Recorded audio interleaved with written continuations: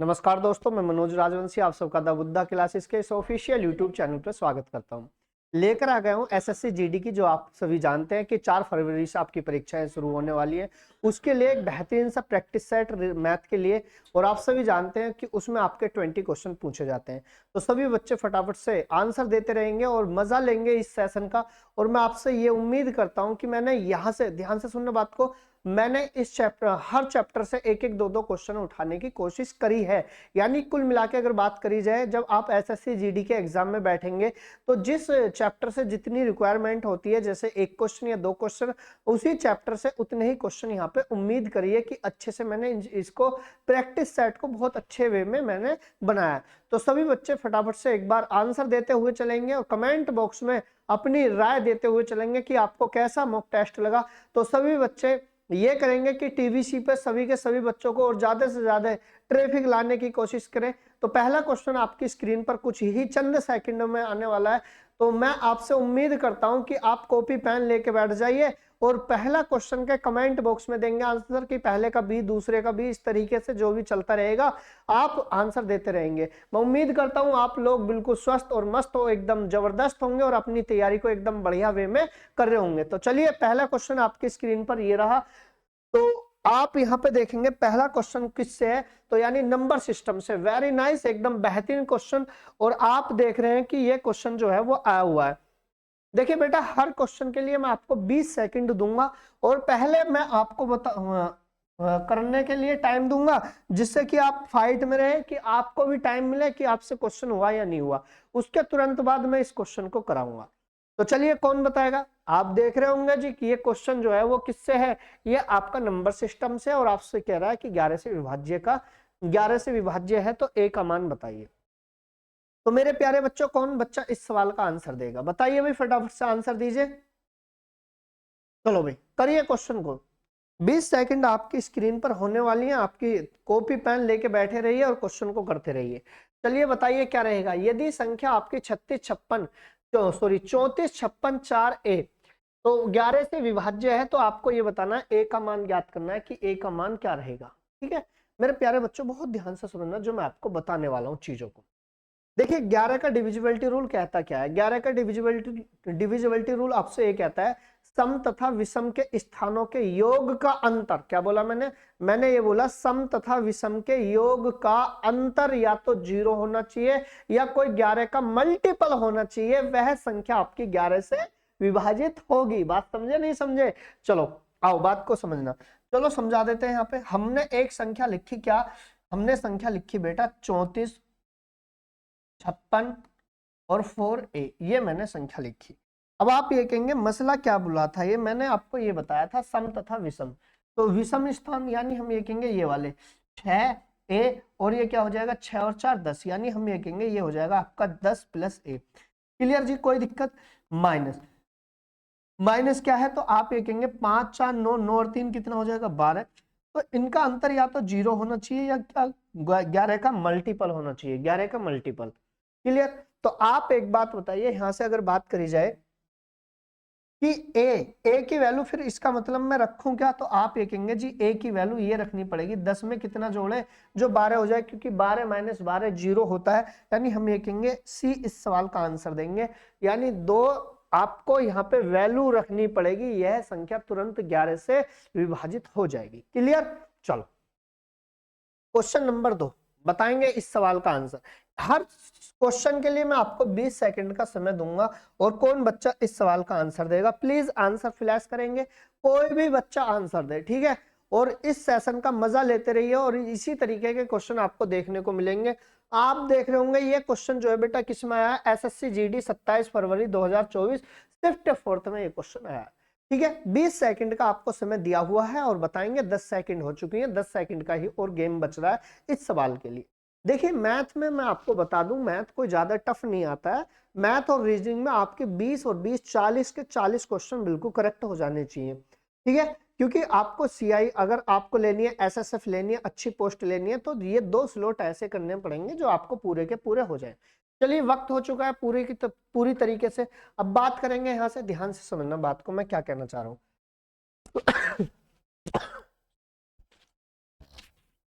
देखो भाई, दो संख्याओं का गुणनफल 3375 है और उनका एचसीएफ जो है वो 15 है। उनका एलसीएम आपको बताना है कि एलसीएम क्या रहेगा। मेरे प्यारे बच्चों बहुत ध्यान से सुनना मैं क्या कहना चाह रहा हूँ। इसके लिए एक रिजल्ट बड़ा प्यारा सा है। वो रिजल्ट है क्या? रिजल्ट आपका ये है कि पहली संख्या गुणा दूसरी संख्या हमेशा बराबर होती है किसके? एलसीएम गुणा एचसीएफ के। क्या मेरी बात को समझे? किसके? एलसीएम गुणा एचसीएफ। अब क्या बोला? सवाल क्या कह रहा है? सवाल आपसे ये कह रहा है जी दो संख्याओं का गुणनफल 3375 है, तो हम ये कहेंगे इन दोनों संख्याओं का गुणनफल क्या लिख दिया मैंने? 3375। बात क्लियर? अच्छा चलो, आपसे क्या पूछा है? आपसे एलसीएम पूछ रहा है, एचसीएफ दिया हुआ है। एचसीएफ कितना दिया हुआ है? 15। तो कैलकुलेशन बचती है, अब कुछ बचा ही नहीं है। कैलकुलेशन करेंगे, क्या बचेगा? 15 दूनी 30, ठीक है। अब बचे कितने? 3 और हो गए ये 37। अब 37 हो गए तो इसका मतलब 15 दूनी कितना हो जाएगा? 30 और 15 पंजे कितना हो जाएगा? 75। बात क्लियर? क्योंकि 7 बचे थे मेरे भाई, 7 बचे थे नहीं बचे थे, तो हम ये कहेंगे 225 इस सवाल का आंसर आएगा। Option number D will be right answer. कोई दिक्कत हुई किसी बच्चे को? चलिए नेक्स्ट क्वेश्चन की तरफ हम थोड़ा सा आगे रुक करेंगे और बताइए इस सवाल का आंसर क्या रहेगा। क्वेश्चन नंबर 3, बेहतरीन सवाल। और आप ये सोच रहे होंगे जी है क्या? क्वेश्चन नंबर जो है वो आपका तीसरा है। क्वेश्चन नंबर तीसरा, पहले इस क्वेश्चन को पूरी तरीके से सही लिख देता हूं। ये है आपका बार। बताएंगे क्या रहेगा इस सवाल का आंसर। 20 सेकंड का समय दिया और बताइए, प्लीज आंसर फ्लैश करिए।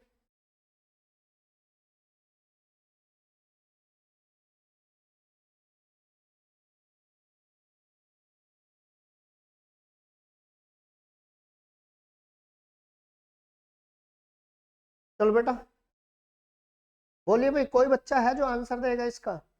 ध्यान से समझना भी बात को। क्वेश्चन क्या कर रहा है? 0.4 बार प्लस 0.2 बार, ये बार है, तो इसका मतलब आपसे क्या कहा जा रहा है? इसका सॉल्यूशन करवाएंगे। आप एक बात बताइए, क्या बार के बारे में आप सभी जानते हैं कि बार होता क्या है? बार का मतलब होता है कोई भी चीज रिपीटेशन में आनी, ज्यादा बार रिपीट होनी। बात को समझना। चलिए, क्या जी? कोई भी चीज ज्यादा बार रिपीट होनी, यानी हम ये कहेंगे 4 बार जो है ना, 4 जो है वो अनंत टाइम तक रिपीट है। तो जब हम बार हटाते हैं होता क्या है? होता ये है कि बार हटाने के लिए 4 हो गया, ये बार हटाएंगे, जी पॉइंट भी हटा देंगे और ऊपर से बार भी, तो इसका मतलब जितने अंकों के ऊपर बार होता है इतने ही 9 लिखते हैं। तो हम ये कहेंगे इसका मतलब 4/9। और ये क्या हो जाएगा बेटा? ये हो जाएगा आपका 2/9। क्या मेरी बात को समझे? तो ये कुल मिला के हुआ क्या? कुल मिला के ये हुआ 6 कितना हो जाएगा बेटा? 9 हो जाएगा। यानी 3 दूनी 6 और 3 तिया कितना हो जाएगा? 9। यानी 2/3 इस सवाल का आंसर बनेगा। क्या मेरी बात को आप समझे? यानी option number C will be right answer. कोई दिक्कत भाई किसी बच्चे को? चलिए क्वेश्चन नंबर 4 की तरफ हम आगे रुक करते हैं। बात आई जी आप लोगों की समझ में नहीं आई? मैं एक बार फिर एक्सप्लेन कर रहा हूँ। बार हटाएंगे, नीचे 9 लिख देंगे, जितने संख्याओं के ऊपर बार होती है वो हट जाती है, इतने ही 9 लगते हैं। जो ठीक है, अब एक संख्या के ऊपर बार था तो एक ही 9 आएगा। 4 2 6/9, 2 3 दूनी 6 और 3 तिया 9। चलो भाई क्वेश्चन नंबर 4 की तरफ, बेहतरीन क्वेश्चन, एकदम लाजवाब। आप देख रहे हैं ये क्वेश्चन जो है, ये क्वेश्चन किस में आया मेरे प्यारे बच्चों? ये क्वेश्चन ये क्वेश्चन आया भाई एवरेज में, और एसएससी जीडी 21 फरवरी 2024 में। इसी वर्ष ये क्वेश्चन पूछा गया।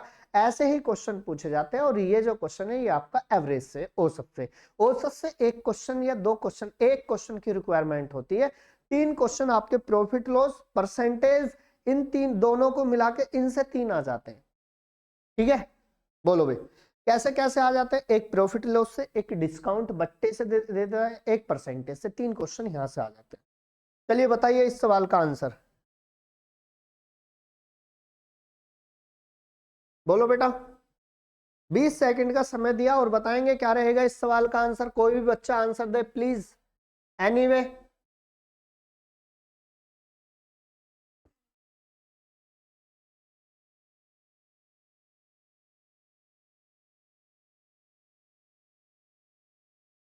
चलो भाई वक्त हो चुका है खत्म, क्वेश्चन को करेंगे, ध्यान से समझना बात को।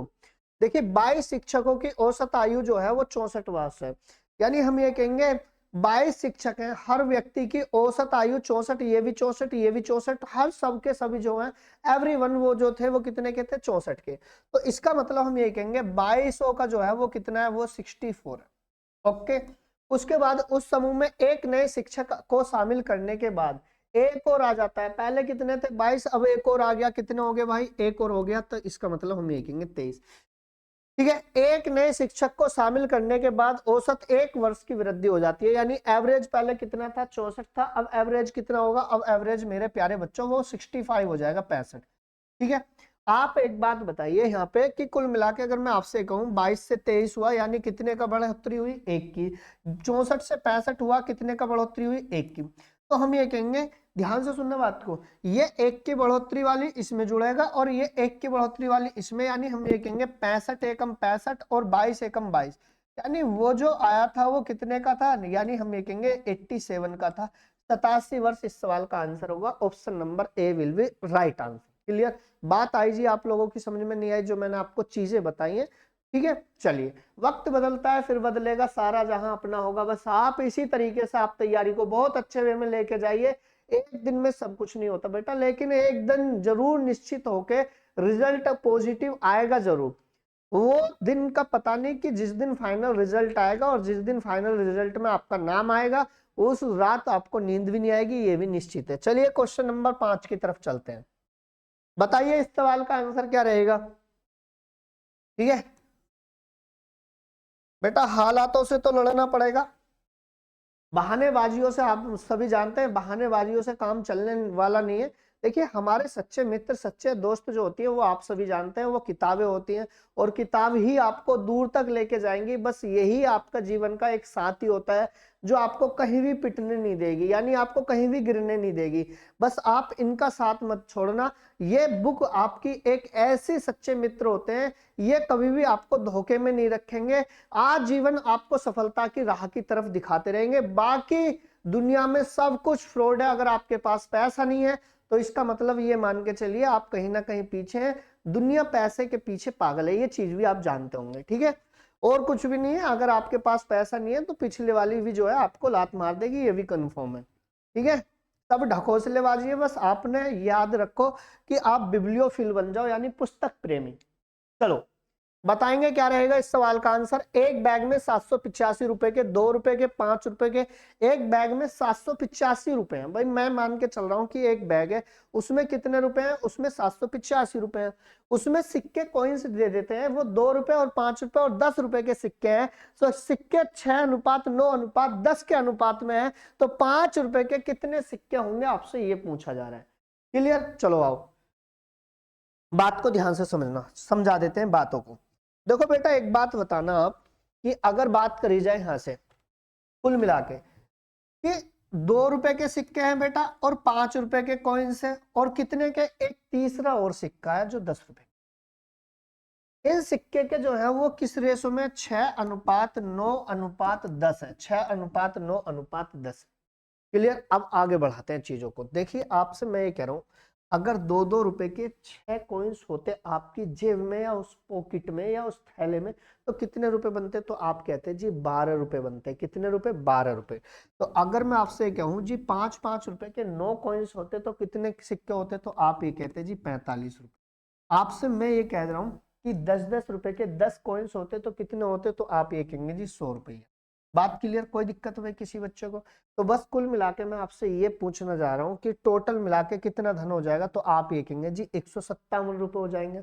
157 रुपए, जबकि है कितने, तुरंत आप ये कहेंगे 785, यानी 785 बटे कितना, 157। 157 से कितनी बार कटेगा, तो आप ये कहेंगे जी 5 बार। यानी मैं ये कहूंगा एक यूनिट की वैल्यू जो है बेटा, वो एक यूनिट की वैल्यू कितनी है, 5 है। एक यूनिट की वैल्यू 5 है। तो आपसे कह रहा है बैग में 5 रुपए के कितने सिक्के हैं, तो बैग में 5 रुपए के कितने कॉइन्स, कितने यूनिट है, तो आप ये कहेंगे 9 यूनिट। अगर एक यूनिट की वैल्यू 5 है तो 9 यूनिट की वैल्यू कितनी बनेगी, हर बच्चा बता देगा, 45, यानी 45 बनेगी। बात आई जी, समझ में नहीं आई, कोई दिक्कत किसी बच्चे को। चलो क्वेश्चन नंबर 6 करिए, इस सवाल का आंसर दीजिए। ये भी आपका किस में आया हुआ है, एसएससी जीडी में ये क्वेश्चन आया हुआ 2024 में, रिसेंट में। ऐसे ही क्वेश्चन आपको देखने को मिलेंगे। ये क्वेश्चन आपका किससे आय संबंधित है। ठीक है, बात समझ रहे हो नहीं समझ रहे। और वो जो क्वेश्चन था आप सभी जानते हैं, ये क्वेश्चन जो था लास्ट वाला, ये रेशो से था, अनुपात समानुपात से। और ये क्वेश्चन जो मानेंगे हम, किसको मानेंगे, ये आय से। और आप सभी जानते हैं आय से एक क्वेश्चन 100% देखने को मिलेगा, 2 आपको देखने को नहीं मिल सकते। ठीक है, चाहे लिख लो आज इस बात को, बोलिए क्या रहेगा इस सवाल का आंसर भाई।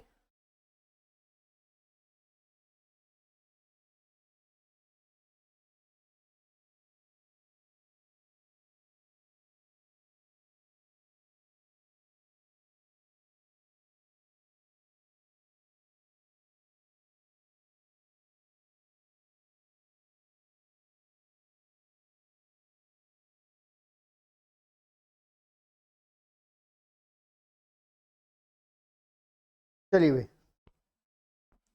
वक्त हो चुका है क्वेश्चन को कराने का, ध्यान से समझना बात को क्या कहना चाह रहा हूं मैं। ये क्वेश्चन ये कह रहा है रमेश और सुरेश की आय का अनुपात जो है, एक कौन है बेटा, एक रमेश है और एक कौन है, एक सुरेश है। इनकी आय का अनुपात जो है वो बेटा कितना है, वो अनुपात 3:4 है। उसके बाद क्या कह रहा है, रमेश और सुरेश की व्यय का अनुपात जो है, अच्छा आय का अनुपात। चलो भाई अब ध्यान से समझेंगे भाई, क्वेश्चन हल्का सा मैं इसको इस साइड कर ताकि ये आ भी जाए। चलो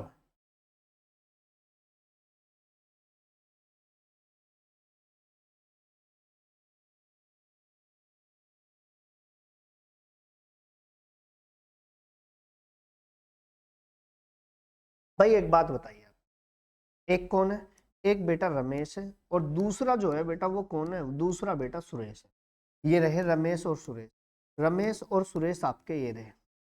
तो आपसे क्या कह रहा है, आपसे ये कह रहा है कि इनकी आय का अनुपात 3:4 है। तो हम बात करेंगे यहाँ पे आय का। आय तो ये है और क्या है आपका, व्यय है। व्यय ये रहा, ठीक है। उसके बाद अगर बात करें तो बचत, बचत हम लिख लेंगे यहाँ पे, ये बचत है सेविंग। तो इनकी आय का अनुपात जो है वो बेटा कितना है, 3:4 है। बात क्लियर जी। अगर बात करी जाए यहाँ पे कि उनके व्यय का अनुपात कितना है बेटा, वो 2:3 है। अब प्रत्येक जो है बेटा वो 200 रुपए बचाता है, ये भी 200 रुपए बचा रहा है, ये भी 200 रुपए। तो इसका सोल्यूशन कैसे करेंगे उस चीज को ध्यान से समझो।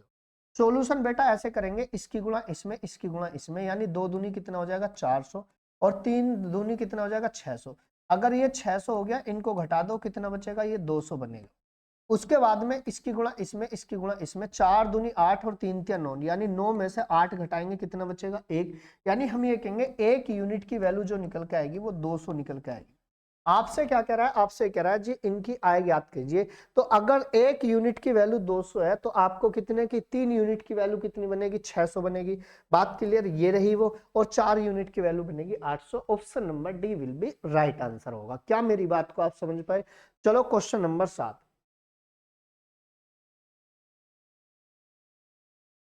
बोलिए भाई। क्वेश्चन नंबर 7 की तरफ चलिए और बताइए इस सवाल का आंसर क्या होगा। 110 लीटर के एक मिश्रण में पानी और दूध का अनुपात 4:7 है। पानी और दूध का अनुपात क्रमशः 8:7 करने के लिए मिश्रण में कितना पानी मिलाना चाहिए। बताएंगे क्या रहेगा इस सवाल का answer, please answer flash me anyway.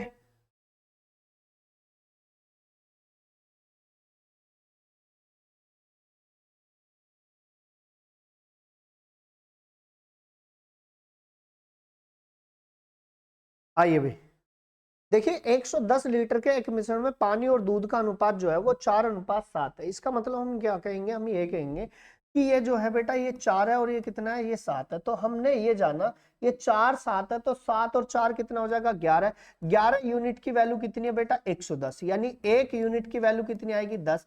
तो हम ये कहेंगे 10 चौक 40, कौन आ जाएगा पानी। तो हमने ये जाना, ये हो गया बेटा पानी और ये हो गया आपका बेटा क्या, दूध। अब ये कितना बन जाएगा, 1 यूनिट की वैल्यू 10 है तो 4 यूनिट की वैल्यू कितनी हो जाएगी 40। और इसका मतलब 7 यूनिट की वैल्यू कितनी हो जाएगी 70। अब ये कह रहा है कि दूध का अनुपात, पानी और दूध का अनुपात 8:7 करने के लिए मिश्रण में कितना पानी मिलाना चाहिए। तो हम ये कहेंगे ये 8 कितना है बेटा 7 है। 8:7 करना है। मिलाना क्या चाह रहा है, मिलाना क्या चाह रहा है, तो आप ये कहेंगे जी पानी, यानी पानी ऐड करवाना चाह रहा है, पानी ऐड करवाना चाह रहा है। तो इसका मतलब हम ये कहेंगे, ये इसका मतलब 7 बनाएगा। 7 का मतलब हम ये कहेंगे, इसका मतलब कितने से कट रहा होगा, ये 10 से। 10 सत्ते 70, यानी दूध जो था दूध तो वही रहना है। तो ये 10 सत्ते 70, तो 10 अट्ठे 80, भाई जब तो बनेगा। अगर 8:7 करना है तो हम ये कहेंगे इसको 80 लीटर होना पड़ेगा। 40 से 80 बनाने के लिए कितने लीटर मिलाना है, तो आप ये कहेंगे जी 40 लीटर मिलाएंगे। Option number C will be right answer. क्या मेरी बात को आप समझे। चलो नेक्स्ट क्वेश्चन आपकी स्क्रीन पर ये रहा। क्वेश्चन नंबर भाई कौन सा है ये, 8वां,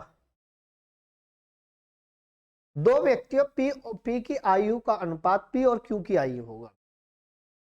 पी और क्यू की आयु का अनुपात 5:7 है। पहले आप तसल्ली से एक बार क्वेश्चन को पढ़ेंगे और उसके बाद में आप जवाब दें। बोलो बेटा।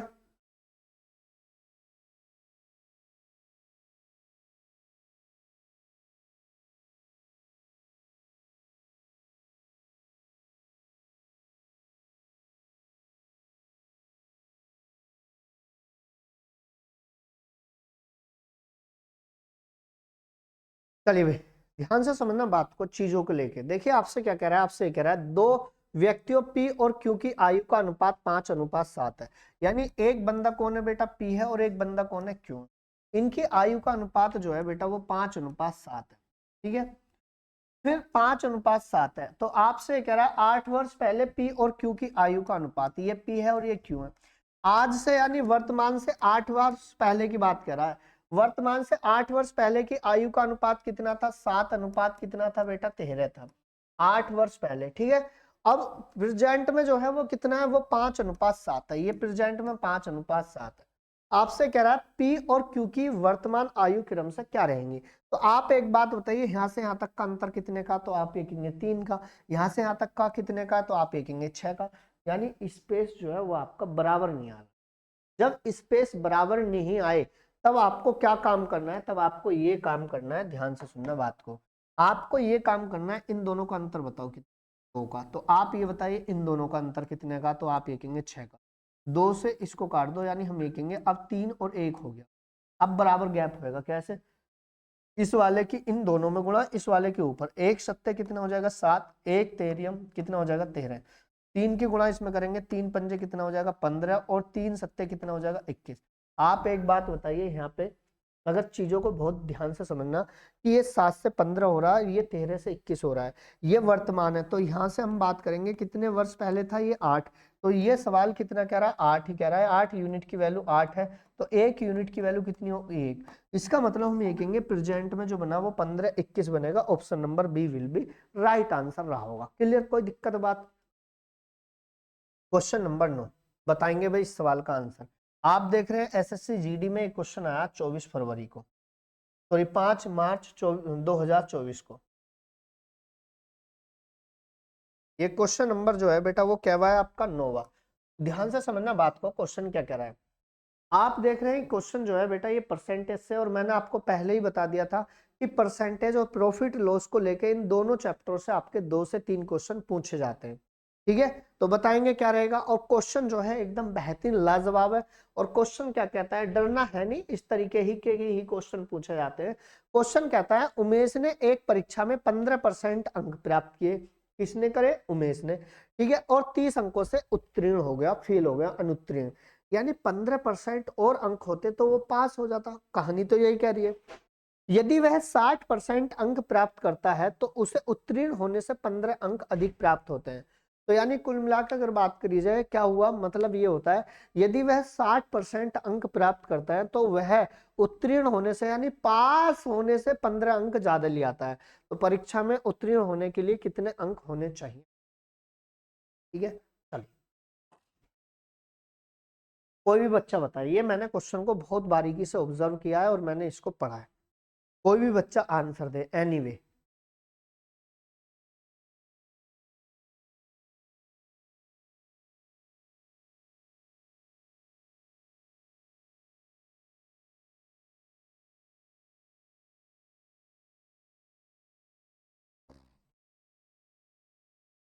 बताइए भाई, कोई भी बच्चा एनीवे आंसर बहुत अच्छा देना।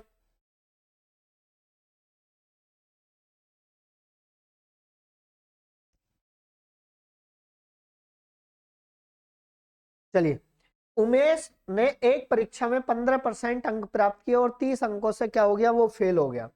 ठीक है, यानी अगर उसके, ध्यान से सुनना बात को, मैं क्या कहना चाह रहा हूं, मैं ये कहना चाह रहा हूं सपोज करो वो इस लाइन पे पास हुआ होगा, इस लाइन पे भाई, इस लाइन पे वो पास हुआ होगा, मान के चलो। ये उमेश ने एक परीक्षा में 15% अंक प्राप्त किए। अब उसने कितने परसेंट, 15% अंक प्राप्त किए, और वह 30 अंकों से फेल हो गया, यानी 30 अंक और होते वो पास हो जाता। बात समझ रहे हो नहीं समझ रहे?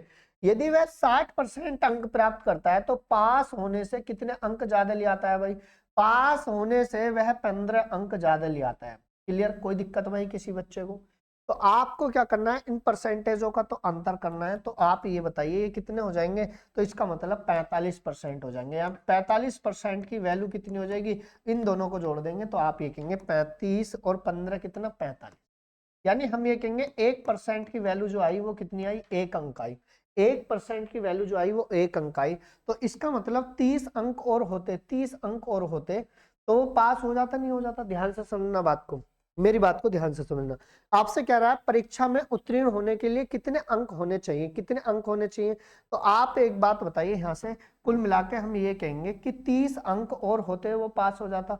यानी हम ये कहेंगे 30% और अंक होते, यानी 30% यानी 30 अंक और होते, यानी 1% की वैल्यू 1 अंक है।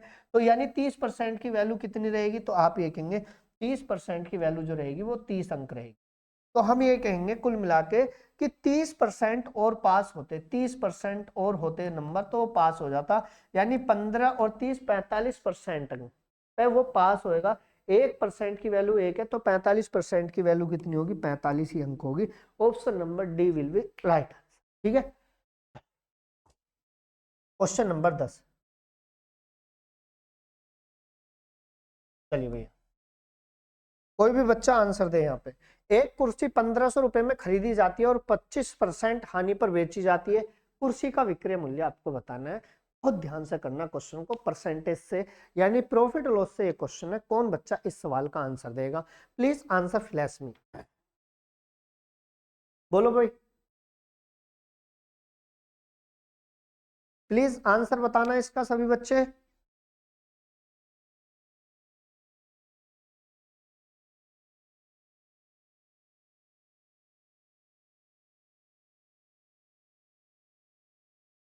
चलिए भाई, ध्यान से समझो बात को। एक कुर्सी 1500 रुपए में खरीदी जाती है और 25% हानि पर बेची जाती है। मेरे प्यारे बच्चों एक बात बताओ, आप कहानी एक बहुत ध्यान से समझना कि 25% की फ्रैक्शन क्या होती है। तो आप ये कहेंगे 1/4, 1/4 यानी 4 रुपए में वो खरीदता है, 1 रुपए की हानि के साथ बेच देता है। तो हम ये कहेंगे सीपी और एसपी का रेशो निकाल लो भाई। सीपी और एसपी का रेशो क्या बनेगा? यानी 4 में खरीदी और 1 रुपए के नुकसान के साथ 3 रुपए में बेच दी। तो आप एक बात बताइए, खरीदी कितने में थी? तो आप ये कहेंगे जी 1500 रुपए में। कितने में बेटा? 1500 रुपए में। ये इसका कितने गुना है? तुरंत आप ये कहेंगे ये इसका 4×3=12, 4×7=28, 4×5=20, 375 गुना है। तो इसका 375 गुना निकाल दो। यानी हम ये कहेंगे 3×5=15, 3×7=21 और 1×22, 3×3=9 और 2=11, यानी 1125 रुपया में। क्लियर जी? कितने? 1125 रुपए में इस सवाल का आंसर निकल के आया। कोई दिक्कत भाई किसी बच्चे को?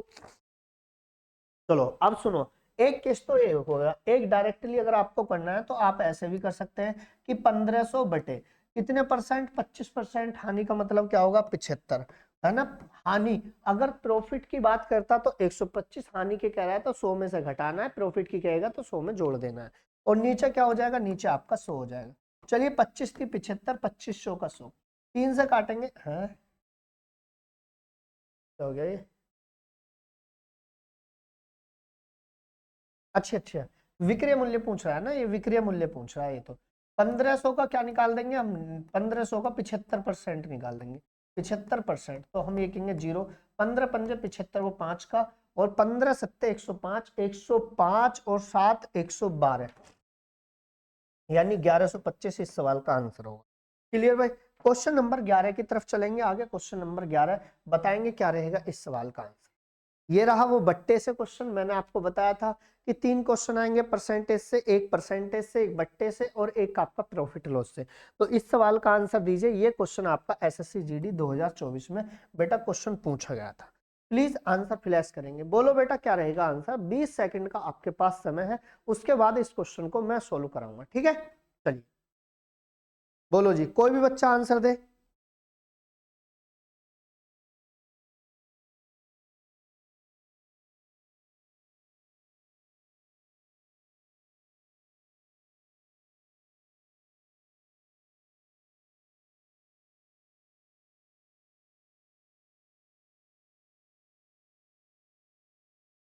चलिए भाई, रजत द्वारा एक शर्ट 20% और 30% की दो क्रमिक छूट की दी जाती है। यदि शर्ट का अंकित मूल्य 800 रुपए है तो छूट का मूल्य कितना रहेगा, आपको ये बताना है। मेरे भाई 20% का मतलब आप जानते हैं, 20% का मतलब क्या होता है, तो आप ये कहेंगे जी 1/5। 30% का मतलब आप जानते हैं जी, बिल्कुल आप ये कहेंगे जी 3/10। यानी 5 का सामान 1 रुपए की छूट के साथ 4 में बेच दिया, 10 रुपए का सामान 3 के साथ कितने में, 4 में बेच दिया। यानी 10 पंजे कितना होगा, 50 होगा, और 7 चौक कितना हो जाएगा, 28।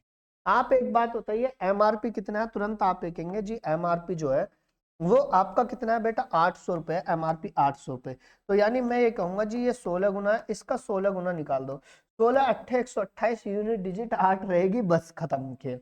बात समझे मैंने क्या कहा, 16 अट्ठे 128, यूनिट डिजिट 8 रहेगी, बाकी उसे कोई लफड़ा पालो।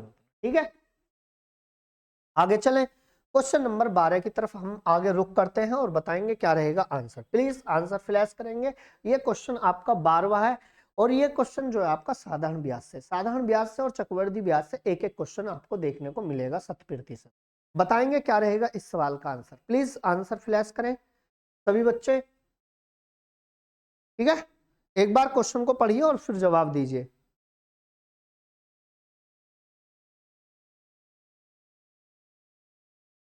एक निश्चित धनराशि, पढ़े जी, तो स्क्रॉल करके यहां लगा देते हैं क्वेश्चन को।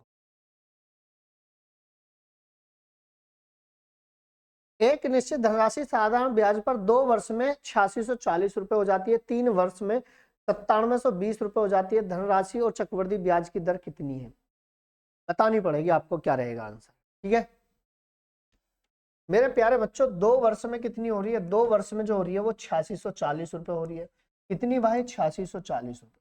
ठीक है, और ये 3 वर्ष में जो हो रही है वो कितनी हो रही है, 3 वर्ष में हो रही है 9720, 3 वर्ष में 9720। तो मुझे एक बात बता दो बस, 1 वर्ष में ब्याज कितना रहा होगा। ये 2 वर्ष का मिश्र धन है, ये 3 वर्ष का मिश्र धन है, तो 1 वर्ष का बताइए। तुरंत आप लिखेंगे 1 वर्ष का जो रहेगा, 12 में से 4 गए 8, और ये 0 यानी 1080 रहेगा। कोई दिक्कत भाई किसी बच्चे को, यानी हमने ये जाना कि ये जो रहा ये 1 वर्ष का रहा। उसके बाद आप एक बात बताइए, ये 1 वर्ष का है तो 2 वर्ष का बता दो। तो हम क्यों बता दें, क्योंकि आप ये देख रहे हैं 2 वर्ष का ये मिश्रधन है, इस वजह से हमें बताना पड़ेगा। ठीक है, तो 2 वर्ष का कितना होगा, तो आप ये कहेंगे 2160 होगा, नहीं होगा, अरे बोलो 2 वर्ष का जो होगा वो क्या होगा, तो आप ये कहेंगे जी 2 वर्ष का 2160 रहेगा। ठीक है, तो आप ये बताइए, अगर मैं 2160 रुपए घटा दूं, 2160 रुपए घटा दूं 8640 रुपए में से, ये 2 वर्ष का ब्याज घटा दूं, तुरंत वो मूलधन निकल के आ जाएगा, क्योंकि मूलधन प्लस ब्याज ही मिश्रधन कहलाता है। तो आप ये कहेंगे जी घटा दो। कैसे घटाएंगे, आओ ध्यान से समझना। हम यहां से इसको घटा रहे हैं, यानी 0 मेरे प्यारे बच्चों, और ये कितना है 6, 14 में से 6 गए 8, अरे 80 देखो किस में आ रहा है 80, तो आप ये कहेंगे इन दो में आ रहा है, यानी ये तो कर दो खत्म। यानी सीधी बात ये है 6480, 6480, 6480 लिख दो बस, क्यों टाइम वेस्ट करना है। मेरे भाई आप एक बात बताइए, 1080 रुपए हो रहा है 1 वर्ष का ब्याज, और किस पे हो रहा है मेरे टम्पू, ये बताओ। तो आप ये कहेंगे ये जो हो रहा है वो आपके 6480 पे हो रहा है, 6480 पे हो रहा है, और गुणा क्या कर देंगे हम, गुणा कर देंगे 100। यहाँ पे आपके रेट ऑफ इंटरेस्ट निकल के आ जाएगी। बात क्लियर, शाबाश मेरे शेर। चलो चलो भाई, ध्यान से सुनना बात को। 0 से 0 खत्म। अब हम बात करेंगे 8 से। 8 से काटेंगे तो इसका मतलब हम ये कहेंगे क्या 8 से कटेगा, ये बिल्कुल कटेगा। 8 एकम 8, कितना बचा 2, 8 तिया 24, कितने बचे 4, 8 पंजे 40, 135 बार कटा। चलो भाई 8 अट्टे 64, 8 एकम 8। बात क्लियर। 9 से काटेंगे, 9 निम 81, 9 एकम 9, 9 पंजे 45। चलो भाई 3 से काटेंगे, 3 तिया 9 और 3 पंजे 15, यानी 50/3 आ गया। और 50/3 को ही हम क्या लिखेंगे, 16 सही 2/3%। Option number D will be right answer. क्या मेरी बात को आप समझे भाई।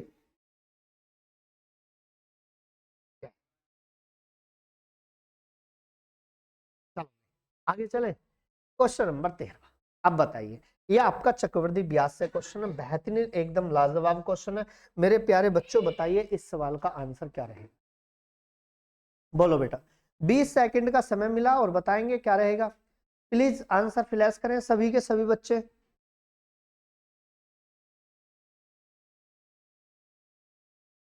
क्वेश्चन नंबर जो है ये आपका 13वां है। पहले आप क्वेश्चन को पढ़िए और उसके बाद में इस क्वेश्चन का जवाब दीजिए। 6400 रुपए की एक राशि पर 10% की वार्षिक दर से 2 वर्ष के चक्रवृद्धि ब्याज तथा साधारण ब्याज के अंतर जो है वो क्या होगा। आपको क्या बताना है, अंतर बताना।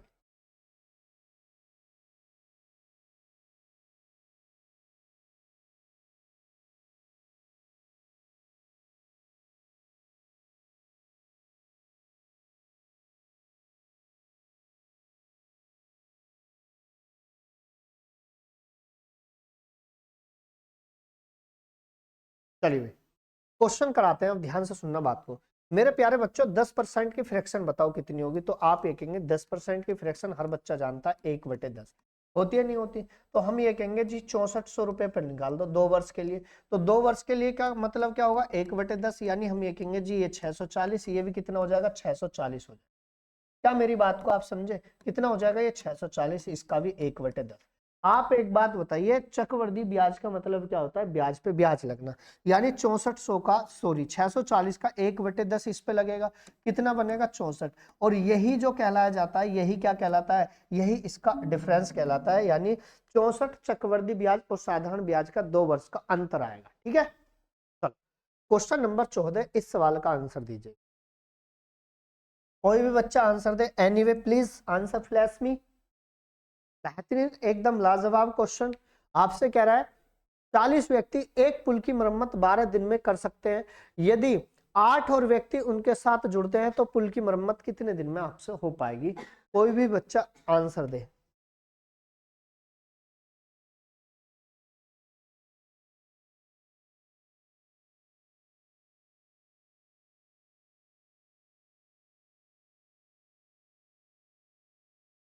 आओ बेटा ध्यान से सुनना बात को।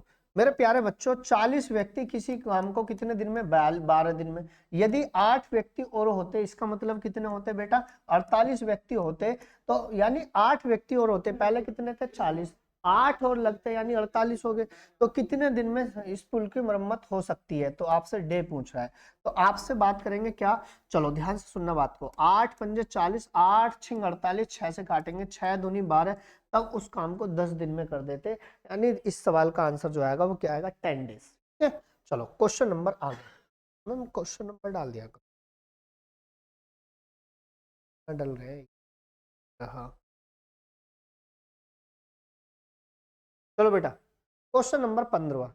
ठीक है, यदि सोनू को दौड़ाएंगे, अब हम सोनू को। सोनू क्या कहता है, यदि सोनू 20 मीटर प्रति सेकंड की गति से, मैं आपको पहले 20 सेकंड का समय दे रहा हूं, उसके बाद में आपको आंसर बताने हैं। ठीक है,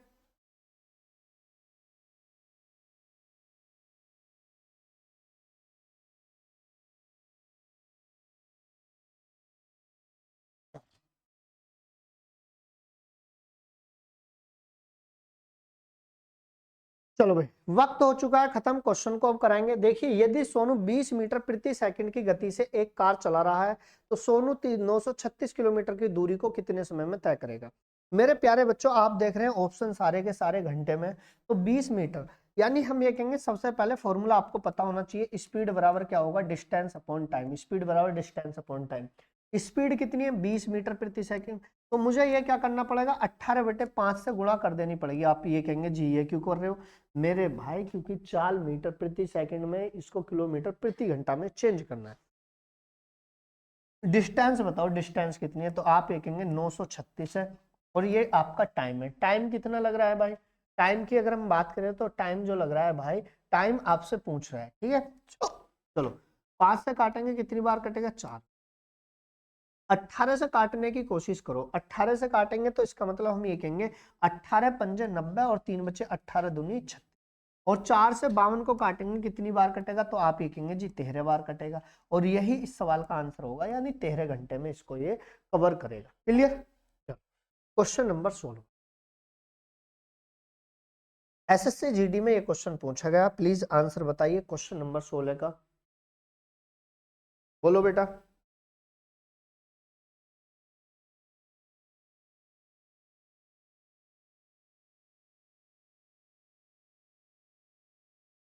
चलिए, प्लेटफॉर्म की लंबाई रेलगाड़ी की लंबाई की दोगुनी है। अब भाई साहब आप सबसे पहले एक फॉर्मूला था चिपका दो यहाँ पे, स्पीड बराबर डिस्टेंस अपॉन टाइम। अब स्पीड कितनी है भाई, स्पीड आपसे पूछ रहा होगा 144 किलोमीटर प्रति घंटा है। मीटर में ऑप्शन है तो आप ये कहेंगे 5/18 से गुणा कर दो पहले ही पे, क्योंकि मीटर प्रति सेकंड में हमें बदलनी है। तो आप ये देखेंगे कि प्लेटफॉर्म की जो लंबाई है रेलगाड़ी की लंबाई की दोगुनी है, यानी हम ये कहेंगे प्लेटफॉर्म की जो लंबाई है वो कितनी है, वो 2L है, और ट्रेन की जो लंबाई है वो आपकी L है। बात क्लियर। तो हम ये कहेंगे ये हमने मान लिया 2L और 1L बराबर कितनी हो जाएंगी, तो आप ये कहेंगे 3L, और टाइम कितना लग रहा है, वो 30 सेकंड लग रहे हैं। तो 18 से काटेंगे, 18 अट्ठे 144, 8 पंजे 40, 3 से काटेंगे, 3 धाम 30, यानी 8 पंजे 40, 40 धाम 400, यानी लंबाई जो निकल के आएगी वो कितनी निकल के आएगी, 400। आपसे ये कह रहा है प्लेटफॉर्म की लंबाई कितनी है, ट्रेन की पूछेगा तो 400, प्लेटफॉर्म की इसकी डबल है, 400 दूनी कितना हो जाएगा, 800। Option number B will be right answer. ठीक है, क्वेश्चन नंबर 17। बताइए इस सवाल का आंसर क्या होगा। कोई भी बच्चा आंसर दे, एनीवे प्लीज आंसर फ्लैश करेंगे। एक समकोण त्रिभुज की भुजाओं की लंबाई का अनुपात त्रिभुज जो है 5:12:13 है, इसका परिमाप 90 सेंटीमीटर है, त्रिभुज का क्षेत्रफल आपको बताना है। बोलो बेटा, प्लीज आंसर फ्लैश करें। बेहतरीन, एकदम लाजवाब क्वेश्चन है।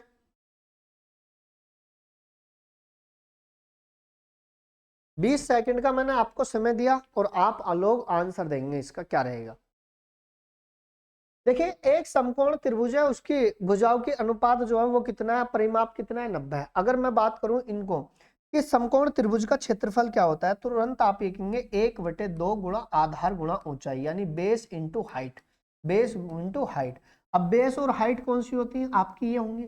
ठीक है, हाइपोटेन्यूज जिसे कहते हैं विकर्ण की लंबाई सबसे बड़ी होती है, यानी हम ये कहेंगे सिंपल सी एक देसी भाषा में कि समकोण त्रिभुज का क्षेत्रफल 1/2 गुणा दोनों छोटी भुजाओं का गुणनफल होता है।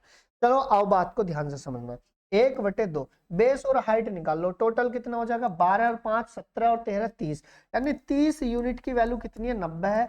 एक यूनिट की वैल्यू कितनी हो जाएगी, वो 3 हो जाएगी। तो हम ये कहेंगे 3 पंजे कितना हो जाएगा बेस, तो आप ये कहेंगे 15, और हाइट कितनी हो जाएगी 12 तिया कितना हो जाएगा 36। चलो काटेंगे 2 से 18 बार, 18 पंजे 90, 18 एकम 18 9 27, यानी 270 मीटर आपकी क्या हो जाएगी, 270 वर्ग मीटर आपका या वर्ग सेंटीमीटर एरिया हो जाएगा। क्वेश्चन नंबर 18 बताइए भैया, कोई भी बच्चा आंसर दे एनीवे। बढ़िया क्वेश्चन, लाजवाब क्वेश्चन है। पहले 20 सेकंड का मैं आपको समय दे रहा हूं और फिर उसके बाद में आपको ये सवाल करना है। बोलो जी, कोई है जो बच्चा आंसर दे।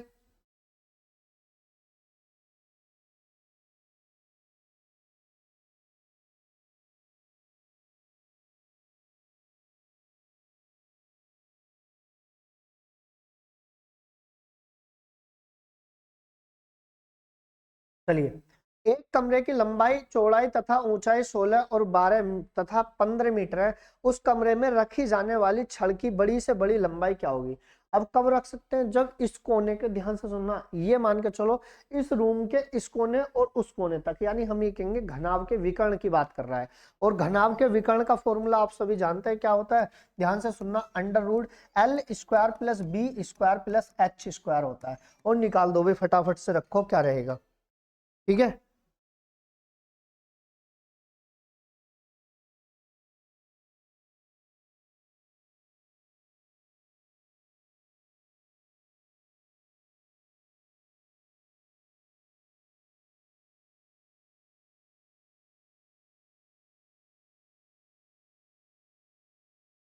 चलो बेटा क्या रखेंगे हम। तो बेटा आप ये कहेंगे जी 16 का वर्ग रख दो भाई, 16 का वर्ग कितना होता है 256, और 12 का वर्ग कितना होगा, तो आप ये कहेंगे 144। ठीक है, और ये कितना हो जाएगा, 15 15 हो जाएगा बेटा 225। तो आप एक बात बताइए, ये 400 हो गया, 400 और 225 कितना हो जाएगा, अंडर रूट में कितना हो जाएगा बेटा 625। 625 किसका वर्ग होता है, वो 25 का, यानी बड़ी से बड़ी जो लंबाई होगी वो 25 मीटर होगी। क्लियर, कोई दिक्कत भाई किसी बच्चे को। ठीक है, आगे चलेंगे नेक्स्ट क्वेश्चन की तरफ।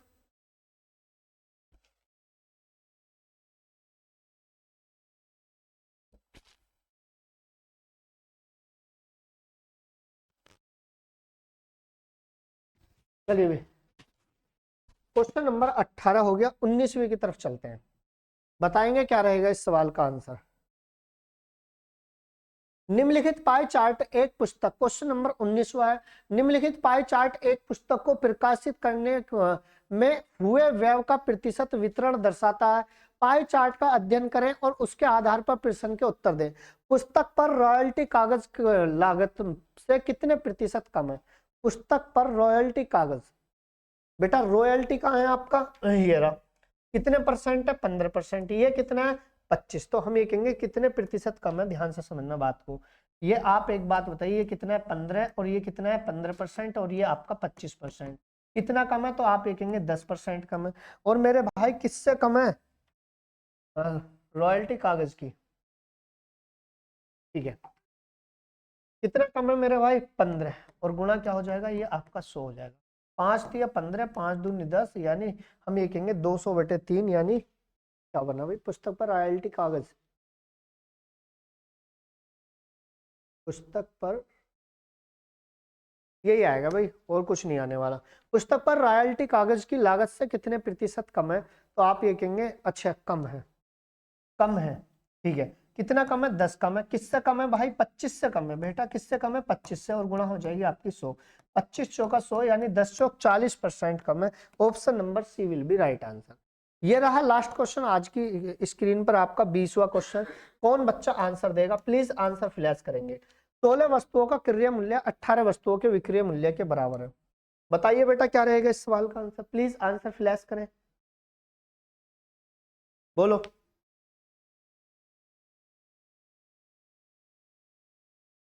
आओ बेटा, 16 वस्तुओं का जो क्रय मूल्य है वो कितने का? वो आपका 18 वस्तुओं के विक्रय मूल्य के आपके बराबर है। तो आप यहां से ये कहेंगे सीपी और एसपी का रेशो निकाल लो। बेटा सीपी और एसपी का रेशो निकाल लो, तो हम ये कहेंगे 18/16।